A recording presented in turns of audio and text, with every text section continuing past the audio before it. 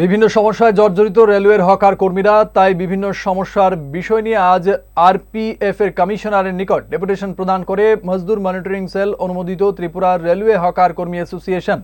তাদের দাবি, railway station বা রেলে হকারি করে তাদের দিন যাপন করছেন তারা।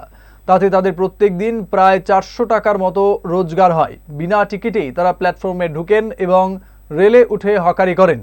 এর জন্য আগে তাদের বিরুদ্ধে প্রায় 6-7 মাস পরপর একটি কিংবা দুটি মামলা দায়ের করা হতো, কিন্তু বর্তমানে প্রায় প্রতিদিনই তাদের বিরুদ্ধে রেলের বিভিন্ন সামগ্রী চুরি সহ একাধিক গুরুতর মামলা দেওয়া হচ্ছে।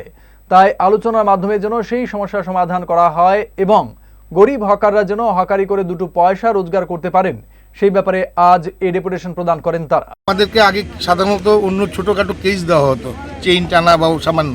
এখন দেখা যাচ্ছে আমাদেরকে বড় বড় কেসের মধ্যে ঝুলিয়ে দিচ্ছে, যেখানে সাধারণ হকাররা তাদের এই কেসগুলো হয়তো উঠতে 10 বছর 9 বছর এরকম সময় লাগবে।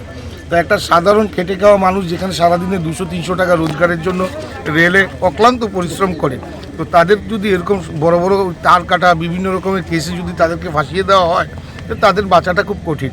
তাই আলোচনার মাধ্যমে আমরা চাই, যেহেতু আমাদের দেশে এবং দেশে এবং রাজ্যে যেহেতু রাষ্ট্রবাদী সরকার প্রতিষ্ঠিত, আমাদের দৃঢ় বিশ্বাস সারা ভারতবর্ষের সাথে যেখানে রেল হকাররা হকারি করছেন, তেমনি আমাদের ত্রিপুরা রাজ্যের হকাররাও তাদের জীবন জীবিকা, তাদের যে অধিকার, সেটা সামান্য এবং ডিসিপ্লিনের মাধ্যমে, সিস্টেমের মাধ্যমে, আলোচনার মাধ্যমে।